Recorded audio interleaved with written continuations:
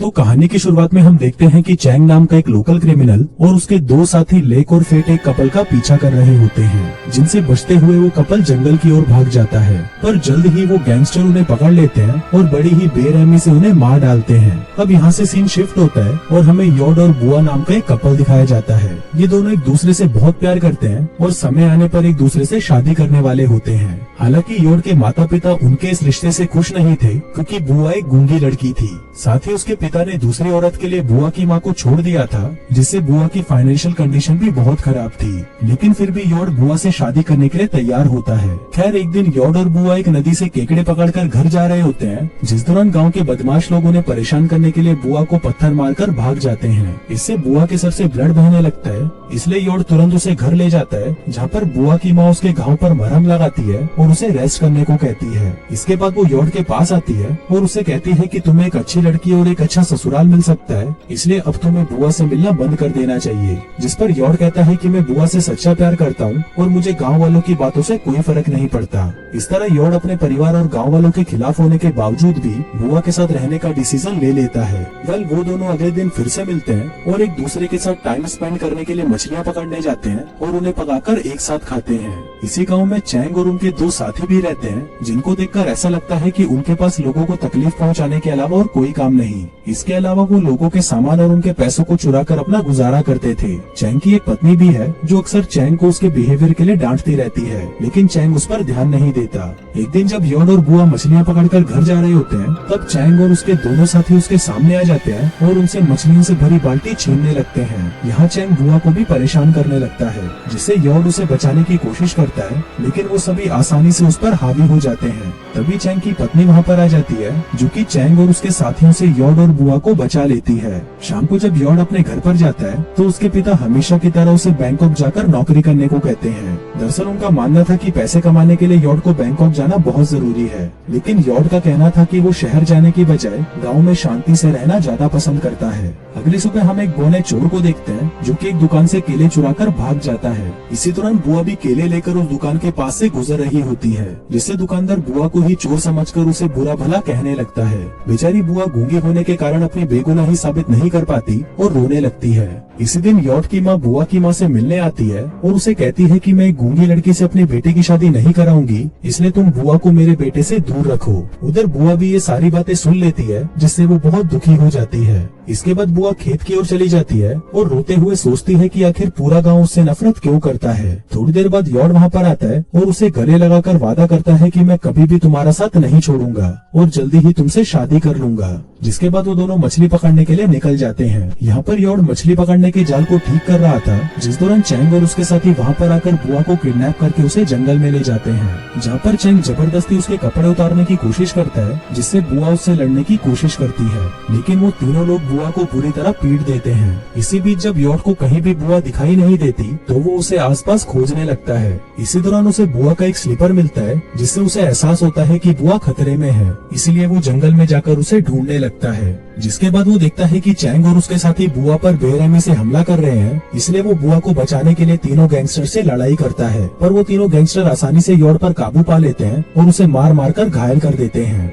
इसके बाद चैंग बुआ के साथ जबरदस्ती करता है और फिर वो गैंगस्टर उन दोनों को मारकर जंगल में ही दफना देते हैं। रात होने पर जब बुआ घर नहीं लौटती, तब उसकी माँ को उसकी बहुत फिक्र होती है, इसलिए वो अगली सुबह योड के परिवार से मिलने जाती है, जहाँ पर उसे पता चलता है कि रात से योड भी घर वापस नहीं लौटा है। अब इस बात से परेशान योड और बुआ के पेरेंट्स अपने बच्चों की तलाश में निकल जाते हैं। फिर जब वो खेत पहुँचते हैं, तो उन्हें वहाँ पर योड और बुआ का सामान दिखाई देता है, जिससे उन्हें अपने बच्चों की और भी ज्यादा फिक्र होने लगती है। यहाँ पर उन्हें एक आदमी मिलता है, जो उन्हें बताता है कि चैंग और उसके साथी कुछ दिनों से योड और बुआ का पीछा कर रहे थे।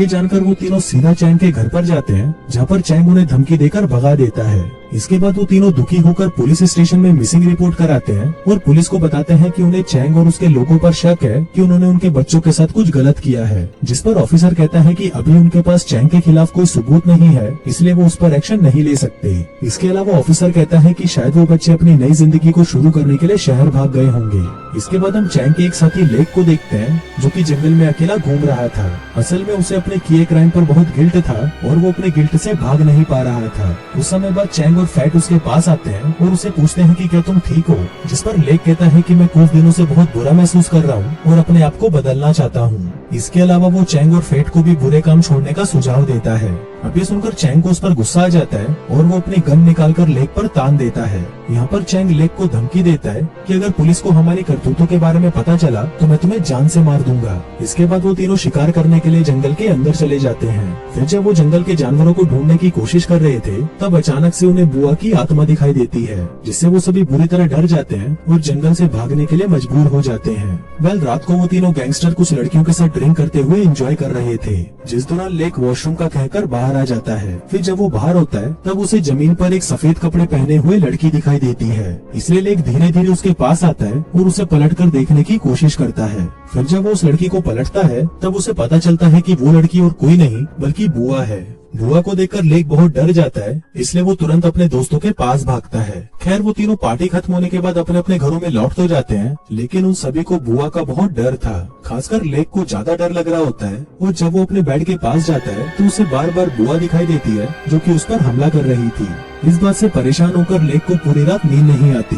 अगली सुबह लेक फेट से मिलता है और उससे बात करते हुए उसे अपने कल रात वाले डरावने इंसिडेंट के बारे में बताता है, जिससे फेट हैरान हो जाता है और उसे कहता है कि मुझे भी इसी तरह के डरावने सपने आ रहे हैं। यहाँ पर लेक फेट को गांव छोड़कर शहर में नौकरी करने को कहता है ताकि वो उस मुसीबत से दूर जा सके। इसके अलावा लेक कहता है कि अगर गांव वालों को हमारे बुरे कामों के बारे में पता चला तो वो हमें बर्बाद कर देंगे। जिसके बाद फेट कहता है कि हमारे जैसे लोगों के लिए नौकरी पाना बहुत ही मुश्किल है, इसलिए हमें गाँव में ही रहना होगा। अब वो तीनों एक बार फिर से जंगल में शिकार करने जाते हैं, जिस दौरान लेक के सामने बुआ आ जाती है और उसका पीछा करने लगती है, जिसे देखकर लेक डर जाता है और उसे अपनी जान बचाकर भागने लगता है। भागते समय अचानक कोई उसके सर पर लकड़ी की टहनी से हमला कर देता है, जिससे उसकी वहीं पर मौत हो जाती है। फिर उसी रात हम फेट को देखते हैं जो कि बुआ के डरावने सपनों के कारण काफी परेशान हो चुका था और उसे नींद भी नहीं आ रही थी, इसलिए वो फ्रेश होने के लिए वॉशरूम में जाता है। पर वहाँ पर भी उसे यॉड की आत्मा दिखाई देती है, जिससे फेट और भी ज्यादा डर जाता है। अगली सुबह फेट मरने के डर से परेशान होकर मंदिर में जाता है, जहाँ पर वो अपनी जान बचाने के लिए भगवान से प्रार्थना करता है।